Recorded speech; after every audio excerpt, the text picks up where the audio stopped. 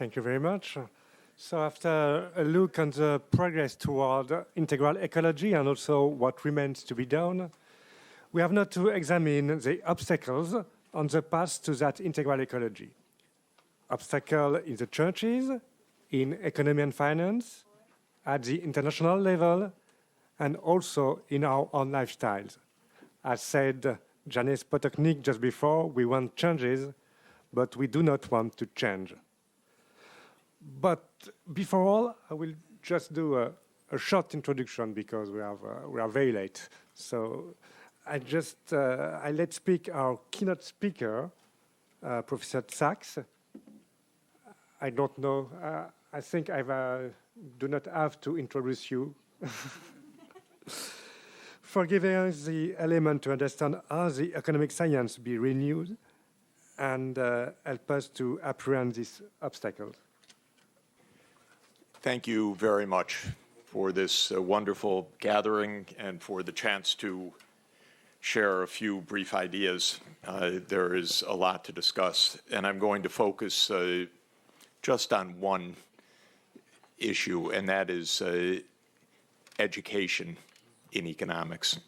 I want to talk about the curriculum and where our current economics curriculum comes from and why it needs a fundamental overhaul in line with the Church's social teachings.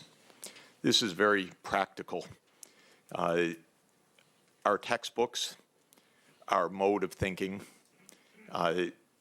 lead to a lot of the problems that we're discussing. Not all of them by any means, but our way of thinking is quite deeply ingrained. It's professionalized, it's codified, it's developed over a few hundred years. And I thought that it would be useful to say a few words about that. I think the Church's social teachings and the right way forward starts here. This is, of course, from the room of the Signatura of Raphael, the School of Athens, with Plato on the left and Aristotle on the right, and Timaeus in Plato's hands and the Ethics in Aristotle's hands. I do not at all agree with Stephen Young's characterization that somehow we jump from here to the French Revolution. This is a big mistake. Christianity has been part of an intertwined set of ideas with the Greek knowledge for the last 2,000 years. And this is one of the richest aspects of Western civilization, this precise intertwining of philosophy, originating with the ancient Greeks, and religion and revelation of Christian theology. And that has been an active interplay from the first days, from Philo, Origen, Augustine, of course, to Aquinas, who is the philosophical bearer of Leo XIII's revolution of the Church's social teachings. Leo XIII looked absolutely back to St. Thomas Aquinas. Of course, he wrote a whole encyclical on the importance of St. Thomas Aquinas in 1879. And St. Thomas Aquinas looked back to Aristotle. And this is fundamental to the social teachings. Aristotle's basic idea, of course, was that our goal, that we need a goal, first of all. Humanity needs a goal. It has a telos. And the telos in Greek thinking is eudaimonia, thriving and happiness. Of course, that remains the goal of the Church's social teachings as well, under the Latin name beatutio. That is just the Latin translation of eudaimonia. And beatutio has the wonderful double meaning of happiness and blessedness. And it is precisely that double meaning which is at the essence of the church's social teachings. When Jesus gives the Sermon on the Mount, the blessing is beatutio, and it can be translated normally in English as blessed are the poor, for they shall inherit the earth. Blessed are the peacemakers, for they are the children of God. But the word also means happy are the poor. Happy are the peacemakers. And in Spanish translation of the Sermon on the Mount, feliz is the word that is often used, not the only word that's used. Benaventura is also used, bienaventura. But feliz are the poor. And Pope Francis told us that feliz is the right meaning of the Beatitudes.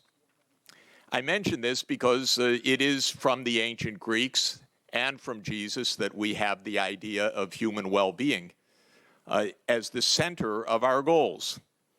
Not profit, not the market economy, but the idea of well-being at the centerpiece. This is extremely important, a teleological notion. Once you have teleology, then you can ask instrumentally how you achieve your telos. And that is why Aristotle identified three ways of knowledge: the episteme, scientific knowledge; techne, the technical knowledge; and phronesis, the practical wisdom, to apply the knowledge in an ethical manner. There was no distinction in Aristotle between science and ethics. He invented the science of ethics in the Nicomachean Ethics. There was no distinction of political science and ethics. He invented the politics as the collective approach to eudaimonia of the polis.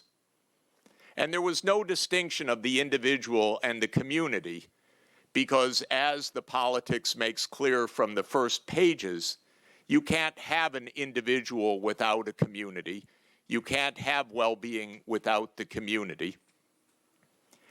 And Aristotle said famously that to think that one can live alone is to be either a beast or a god. But humans are social animals, he said, and they are political animals. That's crucial. Margaret Thatcher's idea that there is no society, only individuals, is a radical contradiction. It's a danger. I'm going to explain where that idea comes from. But it's part of our problem. It's completely different from the Greco-Latin Catholic Church ideas going back 2,000 years, that there is a disjunction of science or ethics, or a disjunction of the individual and the community. These are inherently intertwined. Nor is reason the danger here. This is a big mistake to say that reason means technocracy, means French Revolution, means the guillotine. This is not the understanding of reason. From Plato and Aristotle, reason was the part of humanity closest to God. It is through reason that one can see the face of God. It is through reason that one can understand one's place in the society and in the universe. Without reason, there is no hope.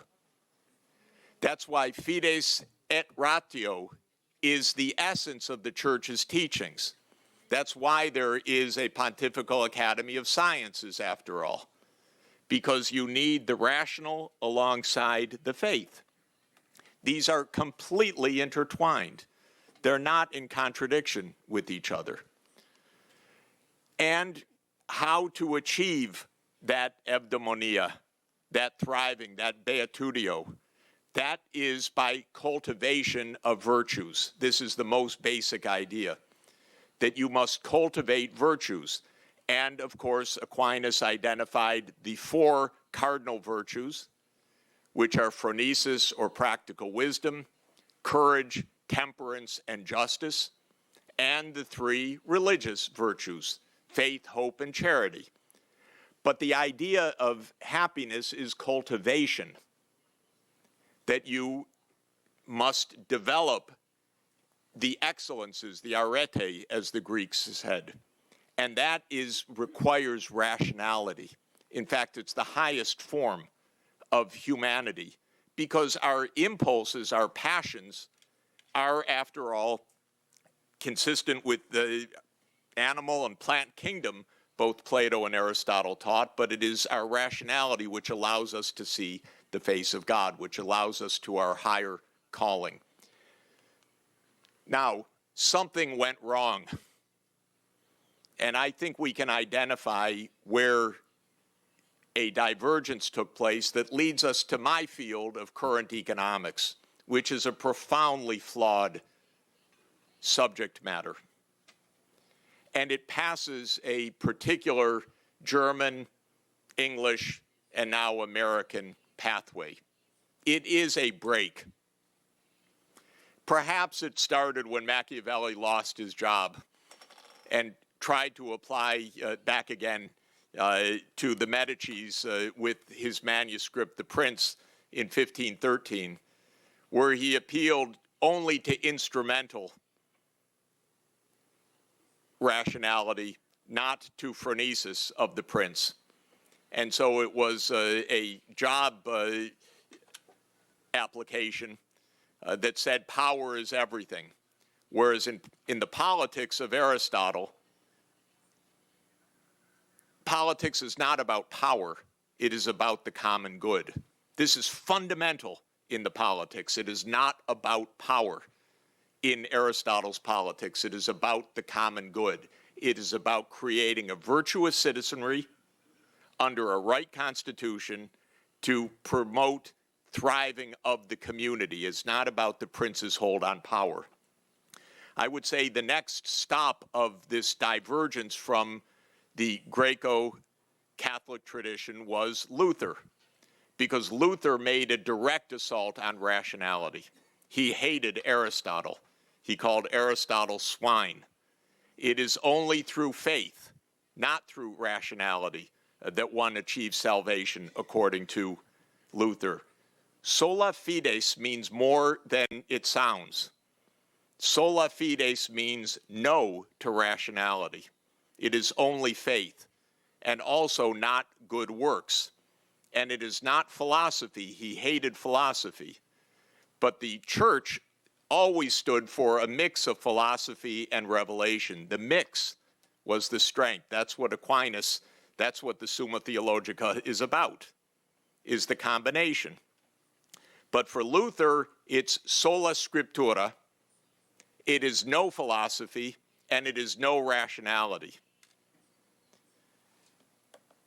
Then we come to modern economics, which starts with Hobbes, who also despised Aristotle, by the way, because he regarded Aristotle as soft, because the new empiricism, he said, demanded that the universe is but a machine, and humans are but responders in that machine. It is only the passions that count. And so he also rejected the idea of cultivating virtues. It is just the impulses of fame, wealth, fortune, power that motivate people. That's the Hobbesian idea. And in the state of nature, according to Hobbes, of course, life is short and brutish. There is no sociality. This is important to understand. This completely negative vision comes from a denial of rationality, actually. Not from being rational, but from denying it, from saying that only the passions dominate. And so Hobbes's answer was, if we're only guided by passions, if only we would kill our neighbor, then we need a Leviathan over ourselves to stop us from killing each other. This became a basis for the British empirical school. Hume, a very brilliant and very strange thinker, by the way, wrote that reason is and ought to be only the slave of the passions. This is upturning a debate of 2,000 years. It's important to understand this, because in Christian thought of Aquinas, reason was the highest. Give me 2 minutes, please. I'll just finish the argument. Reason was the highest calling. But the British empiricists said, no, it is passions that are the inevitable motivator of people. Only passions. This is crucial to understand. If we give up on reason, we give up on what makes us possible to think beyond ourselves. That's an idea of the church from the start, and it's an idea of the Greek philosophy from the start, and it's rejected by the British school. Now, none of that would have mattered except for what history produced, because history put the British into the British Empire, which came to dominate the world. And two of the leading thinkers of the 18th century were Mandeville and Smith. They followed Hume and Hobbes in important ways.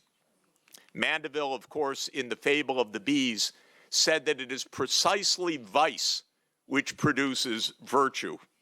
It's an extraordinarily clever, twisted idea, which became known afterwards as the invisible hand.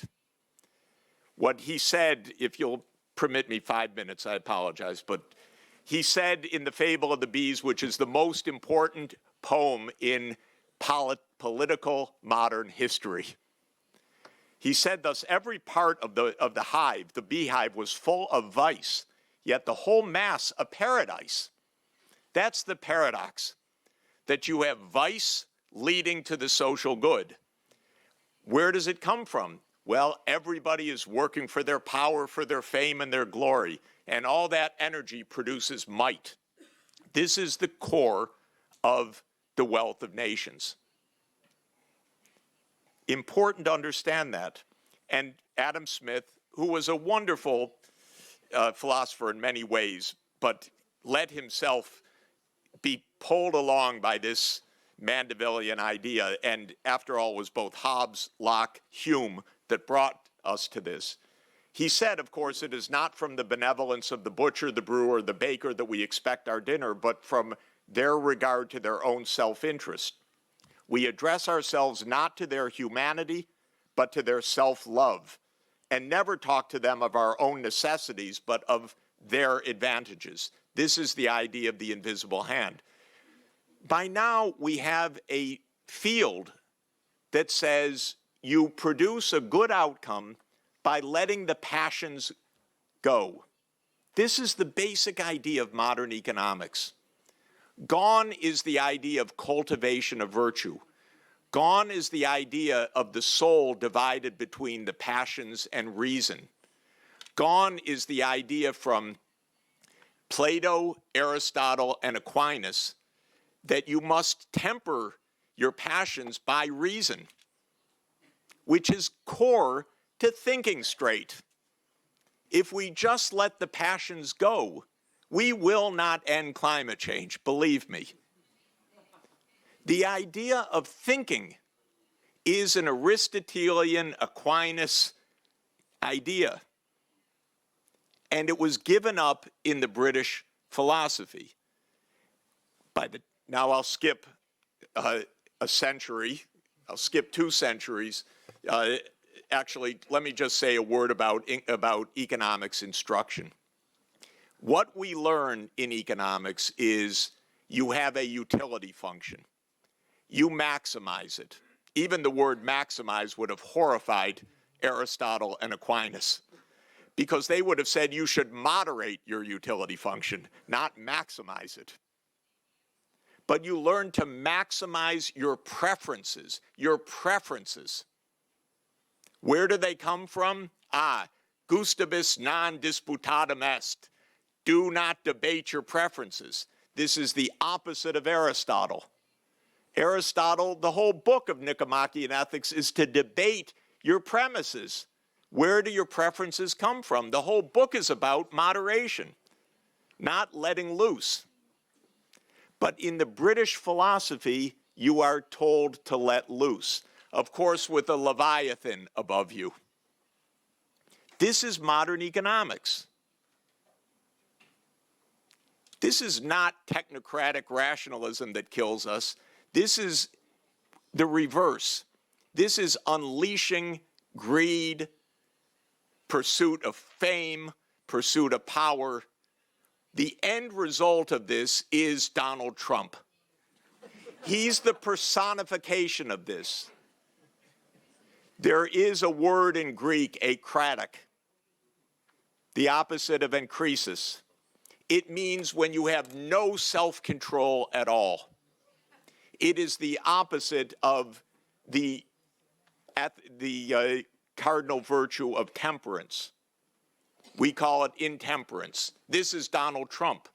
The man can't control himself from moment to moment. This is what we face now, because we're told, go for wealth, go for power, go for glory. That's the natural way. When I write essays in the United States saying the drug prices are killing people, I get letters meaningful from Wall Street saying, Mr. Sachs, you're an economist. Why do you say these things? And I say, because people are dying. And then they respond, but that's the way our system works, because we have lost the moral basis. This picture is modern neuroscience. I won't go into it except to say that modern neuroscience in a significant way has confirmed the Aristotelian Aquinas vision of the division of the soul between the passions, if you will, and the rationality, between the prefrontal cortex and the extended amygdala and the mesolimbic systems. We are a mix of systems. Aristotle understood this intuitively without even knowing that the brain played a role, by the way. But we are a mix of systems, and moderation is mental health, actually. It's physical brain health. That's why mindfulness training works. That's why moderation leads to dispositional character or virtue, because our brains actually encode how we behave. If we let the passions run, we end up mentally unstable. We cannot, and this is why the idea of cultivation of virtue is so important. Well, I went through a presentation, which I don't have time for, to say that the United States is mentally destabilized. This is literally the case. We have more mental illness, we have more massive depressive disorders, we have more epidemic disease now, we have rising suicide rates, and we're the richest country in the world because we are loss of self-control. We are demonstrably not achieving eudaimonia. The wealth goes up, but the happiness literally goes down. How do you know? Because psychologists ask people about the quality of their lives. It's falling. What are we doing with our economy? What is the purpose of the economy? It can't be the instrumental goal of money. This Aristotle was very clear about 2,300 years ago. If it is not eudaimonia, what is the purpose? If it is not happiness, what is the purpose? But we are demonstrably failing in that now. Massive addictions across the board because we cultivate Technocratic behavior. We cultivate addictions. We tell our companies, go at it, do whatever you want. Addict the young, addict the children, addict us to screen time, addict us to unhealthy foods, whatever you have it. Americans can't even regulate anymore because we don't have the language of self-regulation. But if you go into any bookstore in the United States, all the books are about self-help, because never was there a more unhappy society that is trapped in the full venting of the passions. The happier countries, Finland, Norway, Denmark, are moderation countries. This is a huge difference. Excuse me, Professor. Okay, one final point. Sorry. Final point. I apologize. But since this foundation is so vital is a new way to teach economics. Mary Hirschfield has made a major contribution to that, showing that Thomas Aquinas can be a basis of economic teaching. A wonderful book. I call it Hobbesian Capitalism versus the Church's Social Teachings. A different theory of human nature from, in Hobbesian view, insatiable passions. In the Church's teachings, reason over passion. This is fundamental. Individualism versus social animal. Maximization of nature versus cultivation of virtue. A difference of economic institutions. In Hobbesian capitalism, property rights are inviolate.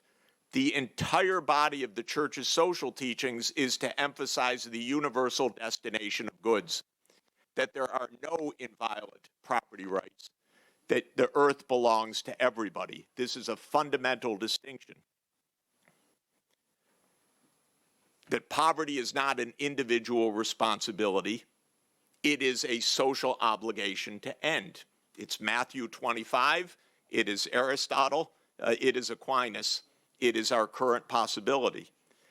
Politics is not about the fight for power. It is about realization of the common good. The physical earth is not about exploitation. It is about stewardship. And economic science should not be merely descriptive and predictive. It should be teleological. It should be for a purpose. We have a field that would be like having medicine that is only predictive. You're going to die. Cure you? Not my role. Can you imagine medicine behaving that way? Medicine is a teleological science. It is to heal. Economics should be a teleological science to produce the public good. Thank you very much.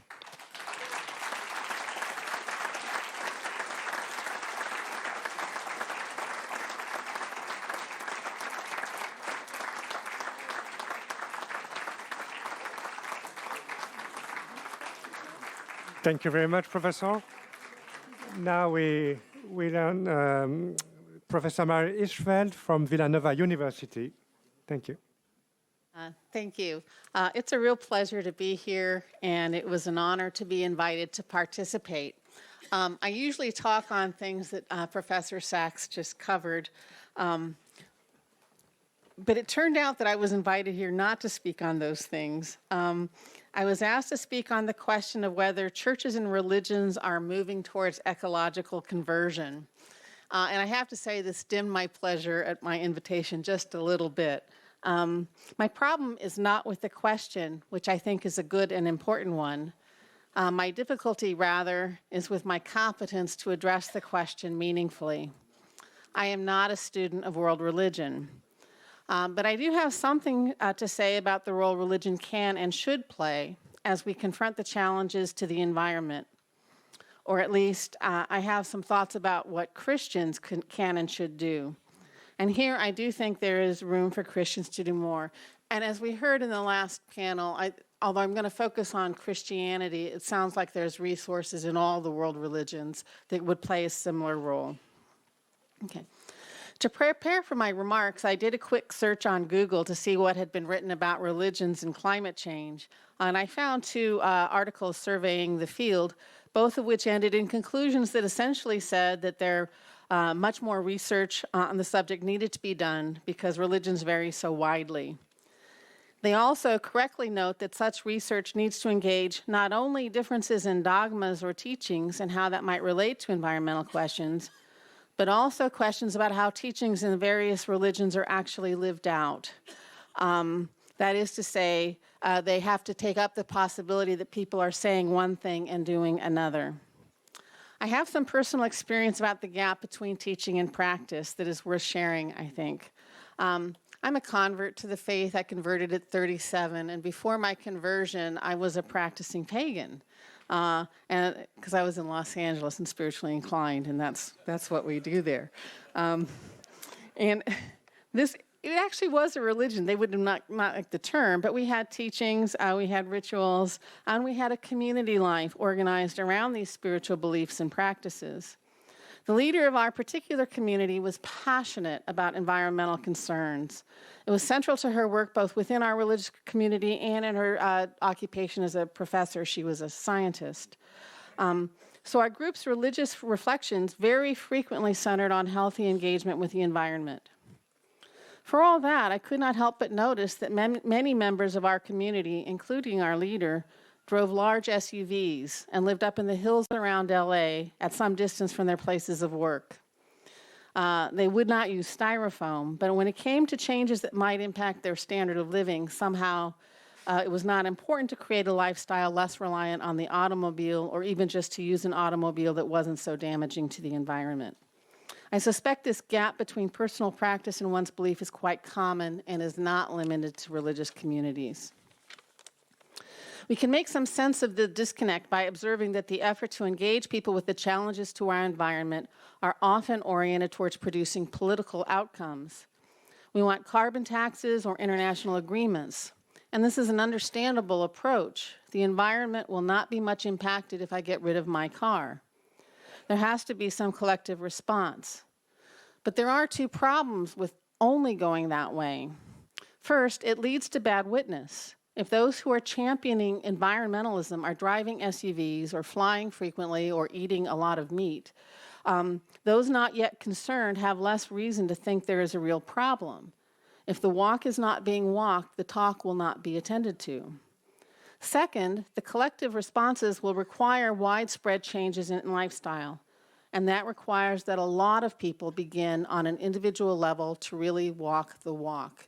You're not really going to get meaningful political and legal changes until you get cultural buy-in, and that means you have to have a fairly widespread beginning of conversion to all of this. So we need churches and religions not merely to talk about the importance of the environment. We need them to facilitate meaningful conversion, changes not just in what we think, but also in what we do and what we live out. And it is on this front that I think religions can do more. Since I'm a Catholic, let me focus on what the Catholic Church can do. Like many of the world religions and other Christian churches, the Catholic Church has issued strong proclamations about the need for concern about the environment. Most notably, Pope Francis issued his magnificent encyclical Laudato Si. And Laudato Si does indeed communicate the urgency of the problem that confronts us and has energized engagement with the issue, as exemplified by this very conference. However, I think its most important contribution is its diagnosis of the spiritual disorder that underlies our situation. Pope Francis calls this a technocratic paradigm, which is a way of engaging the world that is rooted in an inherently sinful orientation towards ourselves, towards others, and towards the planet. And by the way, it's rooted in the same lineage that Dr. Sachs just pointed out through Machiavelli and Hobbes and Hume. In particular, it is an orientation that places the self at the center of things, looking at the world and even at other human beings as so much material out there available to be manipulated towards the service of our own unbounded desires or passions, which again, we now think rules the roost, and we should be trying to follow our passions. This orientation, which begins to develop in early modernity, saturates our modern culture. We find it in the commonplace idea that happiness involves getting what we want, with correspondingly little attention to thinking about what we should want. But because our focus is on satisfying our desires, the technocratic paradigm ends up blinding us to the goods that we find around us. We seek to bend the world to meet our will without noticing the gifts in the world, and perhaps letting ourselves be bent to them. Now, there's not space for me in my now 4 minutes left to unpack all of this, but this is a really rich insight into the spiritual ailment that underlies our predicament, and it should be tapped into and talked about as much as possible. Pope Francis urges us to combat the technocratic paradigm by remembering that we inhabit a world that was created by God and that this is a gift. The diverse creatures of the world all sing something of the beauty of God, And in the thick web of relationships, those diverse creatures point to the unity and superabundant goodness of our Creator. If we could be restored to this creation paradigm, we would see much more clearly than we do the good that is on offer to us in the world, and especially in other people. Encounter with those goods would nourish us and stem the tide of our unbounded desires for more. We could creatively engage the world, not in acts of domination and manipulation, but as a dance, one that celebrates ourselves and others, and especially the relationships that bind us together. Humans would still shape the world, but we would do so as partners in the world. It should be easy to see why our environmental disorders and our endemic economic injustice would become more tractable if such a paradigm commanded the global culture. We would not think of environmental sustainability as calling us to make sacrifices to save the planet. We would rather find that our desires are more deeply met by living in harmony with nature and with our neighbors, rather than at odds with nature and them. And again, I don't have space to elaborate on the profound wisdom in all of this, or to explain more fully why the adoption of such a paradigm would be critical, of such critical help in addressing our environmental and economic challenges. But let's grant for the moment that this is all right. If so, the key contribution the church can make to this issue is through a call to conversion. And that does indeed include a call to a conversion that includes a view of the transcendent. The modern church has rightly moved towards engaging the world on its own terms, especially in the wake of Vatican II. This move was, I think, in part a response to a sort of religion that emphasized the transcendent at the expense of a concern with this world. There is then a fear that a call to remind people of the fact that God created the world and that our ultimate happiness lies in God and not this world will lead to an abandonment of the world and to its urgent concerns. But that all rests on a faulty premise about what conversion to God really calls us to. The vision that underlies Pope Francis's description of creation in Laudato Si is a sacramental vision, one that invites us to see the world in light of its relationship to God. And it turns out that in order to engage the world well, we need to understand the world as shot through with God's glory. We need that sacramental vision. So while the church can and should continue to lead the conversation through conferences such as this, and while it should also lend its support to political movements aimed at collective action to help us deal with the problem, the church should also return to the pews and focus on conversion. Archbishop Celli's meditation this morning was a great example of that, and we need more of it. Conversion is a long process of moving one from what you know to what you truly understand, see, and live out. And as you engage in that process, you come to a clearer and clearer vision of the truth of the world. And the clearer that vision is, the more you would see how unbelievably well blessed we are by the world that we find ourselves in, by the communities we can participate in.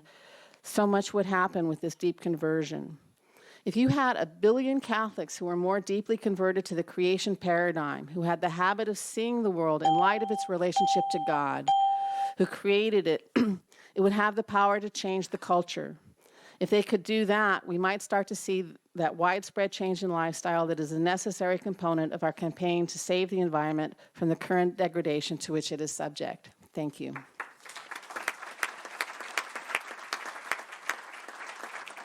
Thank you very much, Professor. Now we go to Austria with Professor Marina Fischer-Kowalski about ecological economics. Well, thank you for allowing me to speak to you and to sit between this session and your lunch.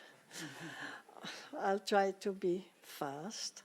I talk about integral ecology, chances and obstacles, and about, in the first way, also about economic motivations prompting quick action, ? Because that was given to me, this subject, by the organizers. And I am happy. Down? Yeah. Okay. Thank you. So I think this notion of integral ecology was dearly needed because and they connect pretty well, I think, with the speakers before me. Over 2 centuries ago, a novel model of human progress had emerged in some countries named England, by you, and has spread globally since. Its social relations built on capitalism and democracy, and its relation to nature builds upon the use of fossil fuels that give humans unprecedented power over nature. And that's why it started in England, because England had coal. And England, therefore, had a richness in energy that nobody else could compete with at that time. This model indeed brought a substantial improvement in human living conditions worldwide. We can't deny that. But the lifetime of this model is limited. It has been producing extreme inequality between humans, and it threatens the climate and the ecological balance of our planet, even its future inhabitability. And one more word, we have never been in a process that is so irreversible than this one. And this is a really completely new situation. So what I will discuss is, first, the theme giving, are there economic forces facilitating a departure from fossil fuels from this carbon-emitting strategy? And second, is there a process of social transformation leading in the right direction, as Pope Francis asks for? So question one, will capitalist mechanisms achieve our departure from fossil fuel use? Let's have a look. Coal. Well, coal mining is producing deficits. That's a good message. Whether it's enough, I don't know. Oil. There we have a mixed message already in terms of investors. Some European firms have really turning away from investing into oil and gas production. Some Americans are, although shareholders try to get them there, resisting this trend. So these investment pressures are mounting, but their success is mixed. If we look at the actual investments in the year 2017, we see the green slides everywhere, so it is renewables. Still, we have 4 countries, major countries, that still invest a lot in coal, gas, and oil. And this is, of course, in the Middle East. It's India, it's the US, and it's also China, although China has the highest investment in renewables too. Good news, it's also that solar cells are getting much, much cheaper, 150 times cheaper than they used to be 20 years ago. And correspondingly, solar installments rise substantially. But let's get back to reality. If we look at the primary energy use of these various sources in the last 40, 50 years, from EIA statistics, or BP in this case, we see that renewables have a share of just 5% nowadays. So this is an interesting development, but a very minoritarian development, we must say. So, answer to my first question, will capitalism achieve our departure from fossil fuel use? Well, some mechanisms seem to favor that, but many others stand against it. My second question, most of the world is still caught in a social transformation towards fossil fuel use. So I was talking about social relations. If we look at the dynamics of fossil fuel use and income since the 1970s, per capita, we get this picture. We have the industrial cheerleaders representing the upper green line, and they have a little bit of reduction in their use of fossil fuels, but up in the sky of 200 gigajoules per capita. There is a red line of energy underdogs, I call them here, that also increases its fossil fuel use, but sort of moderately, and is very much at the bottom. And in between, we have maturing energy transition countries that really substantially increase their fossil fuel use. If we look at this also in terms of income, we see not only who uses fossil fuels, but also who benefits from this kind of trend and distributions. And what we can see is that both the energy underdogs make less money than they use fossil fuels. Also, the maturing, the medium group, has a much smaller rise in income than they use resources. But the industrial cheerleaders have a happy curve upwards in income, although they reduce fossil fuel use. And they let others use the fossil fuels to produce the consumer goods that they have. So this is certainly a social dynamics that is not favorable at all. It is even worse if we look at the distributions. The energy underdogs amount to 44% of the world population. That's the red ones. And these 44% of the world population consume just 10% of the fossil energy that we do consume. While the industrial cheerleaders, they consume 50% of all the fossil fuels, although they are only 20% or 22% of the world population. So there has to be a sharing. You can't tell the energy underdogs, so please don't consume fossil fuels. They need them dearly. But we can tell the industrial cheerleaders to goddamn get down, oh, I'm very sorry for this slip of the tongue, but get down from their levels. Because if we continue on that track, so that's the colored field here, we will end up with twice as much CO2 in the air as we might tolerate for a 2-degree goal. And this means destruction of the climate, and it may mean uninhabitability of our planet by the end of the century. So that's what's happening, yeah? 120 years, you see the green line. Our emissions of CO2, rising, rocketeering. Also other resources, also water use. So that's the track we are on. And this track is led by industrial cheerleaders. So policies matter. That's a bit of a, reconciliation.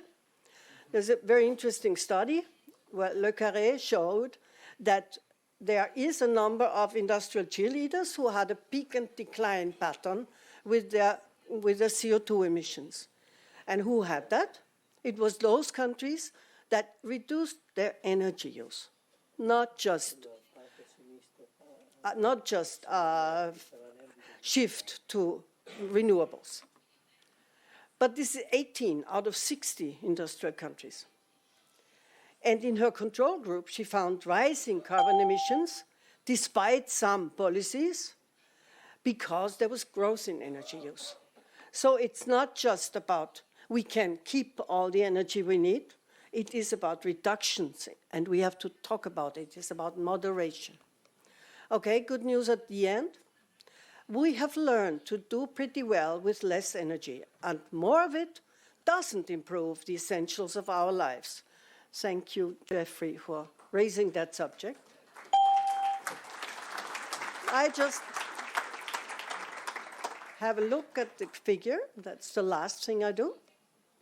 So, in 1975, we used 220 gigajoule per capita to arrive at a high HDI of 0.85.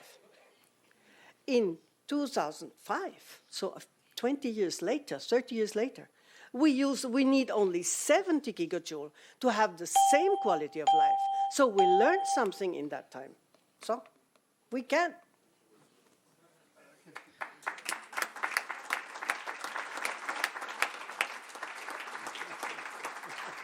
Thank you very much, Professor.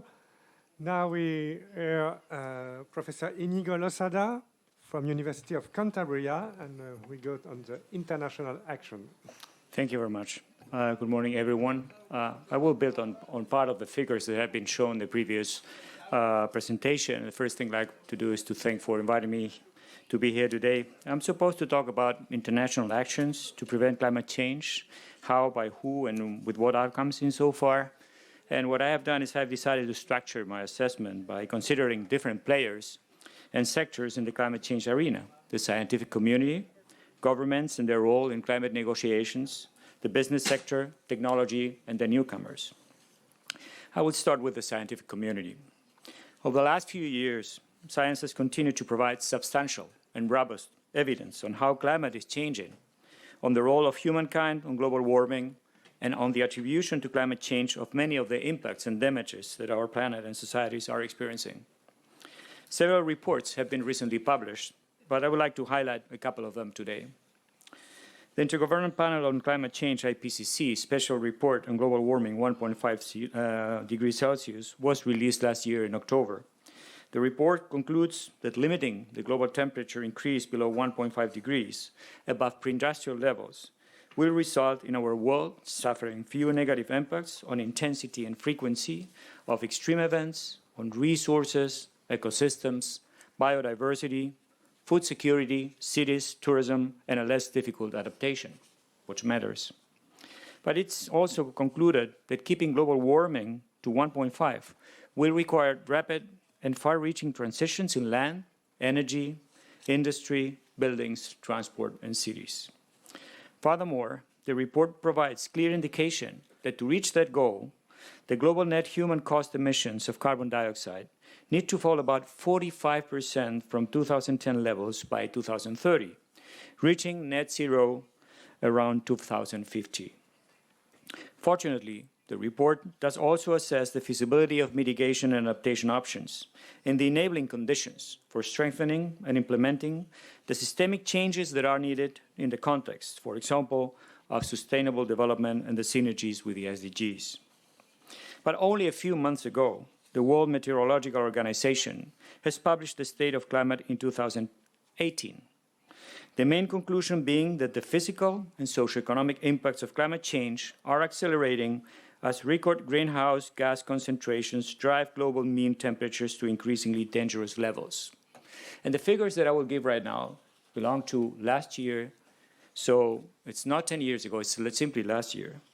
In this stock-taking report on climate impacts, 35 million people affected by floods in 2018, an increase of the number of undernourished people to 821 million in 2017, partly due to the droughts affecting the agriculture sector due to the last Niño events. Over 2 million people displaced by weather and climate-related disasters. Over 1,600 deaths associated to heat waves and wildfires are some of the direct impacts affecting population. But the report also collects detailed information on equally relevant climate impacts on the environment. Two additional extremely relevant IPCC special reports are to appear this year: the special report on climate and land, and on the ocean and cryosphere and a changing climate. The oceans report will show, for example, that our sea level rise projections were underestimated in our last assessment report, aggravating even more a reality already experienced by coastal communities worldwide. These new collective efforts by the international scientific community will be surely adding new evidence to keep the red warning light flashing. Hey, we are pushing our planet to its limits. Action is to be taken urgently. On governments and climate change negotiations, I'm sure that we all will agree on the fact that due to the number of participants and the force of the commitments, the Paris Agreement in 2015 has become a landmark event, unprecedented since the early years of climate change negotiations. The agreement went into force in November of 2016, and according to the latest information, it has been ratified by 183 nations and the European Union. There are a number of key points that make the agreement unique, in which a few of the capital C's in Laudatio Si can be identified. One, a long-term commitment to keep global warming below 2 degrees. Two, the existence of certain legally binding rules. Three, fair agreement recognizing that states have common but differentiated possibilities. Four, a sustainable and dynamic agreement promoting an action agenda, aiming at implementing accelerators to ensure more ambitious progress every 5 years. 5, adaptation becoming a central issue. 6, a transparent agreement facilitating mechanisms to assess nationally determined contributions to climate change mitigation and adaptation. And finally, financial ad hoc instruments. But what has happened since? Unfortunately, global emissions show no sign of peaking and continue reaching record levels. The intended nationally determined contributions submitted so far represent 192 countries, covering 96% of the global emissions. However, based on recent analysis, if all governments achieve their commitments, the world will likely warm above 3 degrees Celsius, which is clearly insufficient. What about Katowice, COP24? At COP24, countries left some notable gaps and unresolved issues. However, it has to be said that countries agreed on the rule book that outlines how they plan, implement, and review their climate actions to fulfill the promise of the Paris Agreement. Key points of the agreement were on regular communication, reporting, review, and stock-taking of progress on curbing emissions, adapting to impacts, increasing and aligning investments, and considering loss and damage. Countries also reaffirmed the timeline agreed in Paris for countries to submit national climate commitments, known as nationally determined contributions, or NDCs, by 2020. Unfortunately, Katowice failed to fully endorse the IPCC special report, and consequently the importance of keeping global temperature rise to within 1.5 degrees. The endorsement was blocked by several countries, all major oil producers. In the very near future, high expectations are set for the coming UN Climate Summit to be held in New York next September. A number of pending issues to catalyze the Paris Agreement and the way toward a full transformation of economies in line with the SDG will need to be addressed under the leadership of the UN Secretary General. Technology. The need to reduce the global net human cost emissions of carbon dioxide, about 45% from 2010 levels by 2030, requires substantial technological efforts. During the last years, rapid advances have been reached in zero-carbon energy-related technologies, including renewable energy generation, transmission and storage, electric vehicles, batteries, clean fuels, and others. An important part of the solution is expected to be found thanks to the deployment of large amounts of renewable energy. And this is thanks to the exponential cost reductions and efficiency increase achieved over the last few years. The business and finance sectors. The implication of the business and finance sectors in climate actions has also grown exponentially since the Paris Agreement, mostly motivated by the identification of climate and risks. Risks associated to the direct impacts of the acute and chronic physical impacts of climate change on business, assets, operations, or indirectly through the value chains. And risk associated to the transition into a low-carbon economy has mobilized the private sector and to a lot of different initiatives worldwide. But it's not a matter of risk only. Efforts to mitigate and adapt to climate change will also produce opportunities for our organizations. As a concluding remark, it can be said that the private sector is increasing its relative weight in the climate change arena, becoming more balanced with governments in the years to come. But how will this fit with fighting poverty and inequalities, or with a change in products and consumption systems? Finally, some newcomers. Youth engagement, especially high school boys and girls under the leadership of Greta Thunberg, who coined the slogan Friday's Future, has erupted into the climate action arena, demanding governments to align with the Paris Agreement. We hope them to stay, grow, and push towards more ambitious goals. After this summary, good news is that climate actions are moving forward at diverse fronts. Moreover, we know that key components of the solution are already available, so we shall and must feel optimistic about the future. Bad news is that we still lack ambition and leadership and concrete actions to do what is needed while the window of opportunity is closing. Thank you for your attention.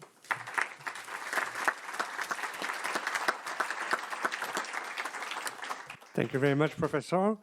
Now I give let's speak Professor Johannes Wallacher from the Jesuit School of Philosophy of Munich, and we talk about responsibility. Yeah, thanks to the Foundation for inviting me to this significant conference, and I'd like to share some thoughts on the issue the Foundation gave me, difficulties in changing lifestyles. My input will relate to a study of an interdisciplinary expert group on social ethics and world economy of the German Bishops' Conference entitled Opting Out of Growth Society, ? And in following the main idea of of the encyclical Laudato Si, we try to substantiate the role of economic growth, of GDP, of production, of consume, for sustainable development in line of an integral ecology. And the main conclusion of the study is that there is equally little justification for pursuing growth as a dominant strategy of economic policy, especially when it is just understood in a quantitative way, as there is for rejecting growth in general. We should rather focus, and that's the key message of the study, on the existing social and ecological externalities, aiming at internalizing the tremendous costs involved for our common home. We heard this morning the problem is that we have mechanisms that allow us privatizing the gains and socializing the costs, and the main or the key concept should be to overcome this problem. Thus, we strongly vote for fundamental socio-ecological transformation in order to decarbonize our societies and economies till 2050s. 3 levels are relevant for such a socio-ecological transformation in general, especially also for changing lifestyles. In social ethics, we usually distinguish between the ethics of the individuals and the ethics of institutions. Both are strongly connected, as individual decisions are always embedded in a specific context of institution, of regulatory frameworks, of economic incentives. These formal institutions are conversely always built and transformed by concrete people and their decisions. We heard much about the missing political will to change the regulatory frameworks. There is, and I think, an important third level between these two individuals and the institutional ethics. That's, in my suggestion and my opinion, key for the process of transformation, but often neglected. That's the level of guiding principles for transformation. What are the guiding principles which guide the individual actions or the political decisions? We heard much about that. And depending on which guiding principles are influential, individuals relate correspondingly in decisions concerning their lifestyle, as well as politicians decide correspondingly in which political reforms they need to be taken. You see just 4 possible guiding principles. The lower picture showing a person running in a nut stands for the business as usual scenario. That's people striving for more, the better. That are the consequences of a certain form of neoclassical economic theory. The more, the better, the maximization theory. The 2 pictures in the middle symbolize the 2 polarizing concepts of green growth on the right side. That's the concept that underlies the Sustainable Development Goals concept. On the other side, you have the picture that stands for degrowth. And what are the difference between these 2 guiding principles? Green growth think that economic growth and less resource use and low carbon emissions can be harmonized. That's the decoupling thesis of higher well-being and less resource uses. That's the promise of the green economy guiding principle. The degrowth movement doubts that these decoupling thesis is attainable, and they say that's illusionary, and they have the empirical figures from the past on their side. But the logical argument is, if you have failed so far, there is no logical argument that we shouldn't strive for to do that or to reach that in the future. Thus, we prefer the idea of socio-ecological transformation, which strongly strives for decarbonizing our way of production and consuming through internalization of the externalities. And that's the architecture of this guiding principle. It's a kind of socio-ecological modernization program. On the one side, we need technical innovations and appropriate pricing mechanisms for the use of resources and CO2 emissions to overcome the externalities. That's very important. That's the efficiency strategy. And that has to be embedded socially. We heard much about the necessity of a fair and just tradition, because the poorer households have to spend a greater proportion of their income on energy emission-intensive goods. So this transition process has to be constructed fairly and socially embedded.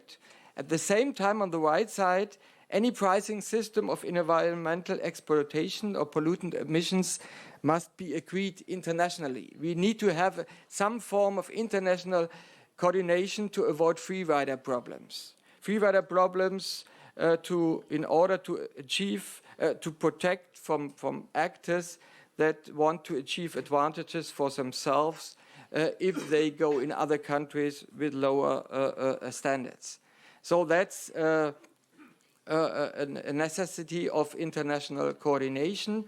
We don't need a full multilateral agreement, but we need to have a coalition of the willing who agree to come to concerted measures, to concerted CO2 pricing mechanisms, for example. And that's the technological side of the process. And the base is that what we call is the thing of sufficiency and the cultural change, the things of conversion, the value-based transformation. That is key for the process. This social ecological transformation must be grounded and supplemented by a far-reaching transformation of today's cultures and values, for two reasons. The first is because the potential of technological possibilities might currently be overestimated and the cost of a consistent environmental and climate policy underestimated. And the second reason, much more important, I think, the danger that the reforms of political structure required will fail or be further delayed by the resistance of powerful interest groups. That's the problem of the failure or the missing political will. Thus, we need to have a system that is in that efficiency and sufficiency is complementing strongly one another. What are the consequences for the responsibilities of different change actors? If we come to the individuals, we need to come to concepts of good life which transcended consumerism. We have heard a lot about that. The virtue of enough instead, the assumption of insatiable needs, which is one of the key assumptions of the new economic theory.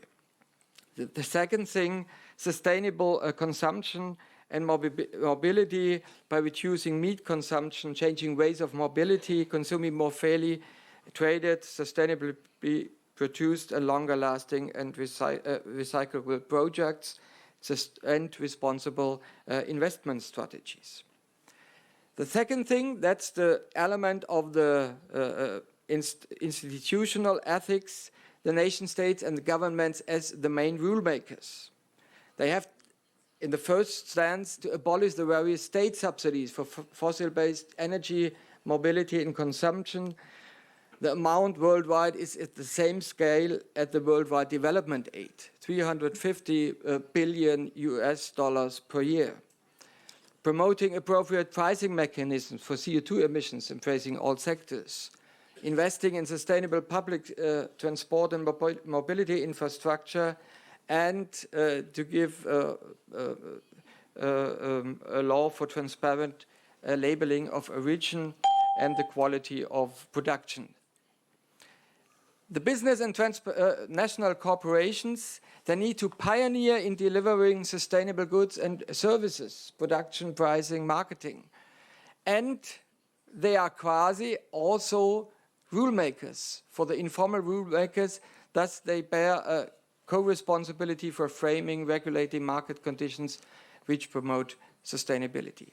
We have heard a lot about the faith-based action, churches, conversion, engagement as advocates, and credible action in their own sphere of responsibility. And I'm very thankful for Dr. Sachs' intervention and this overview of the foundations of economic theory. And I think as one of main education tasks also in higher education, we have to reframe the economic theory with the telos argument and with all these assumptions of inscientable needs. And we have to be very careful that economic theory, and we heard this in this panel, is not a value-neutral theory, and that the problem is that we have this very close relating to a so-called value-natural science is very problematic. And I think my last point will be the things we need: a new theory, a new narrative of personal well-being. We have to look how we formate our preferences and how social influences on decision makings are at work. And I guess that Sabina Alkaya will go much more in detail in this, following the capability approach of Matthias Sen. Thank you very much for your attention.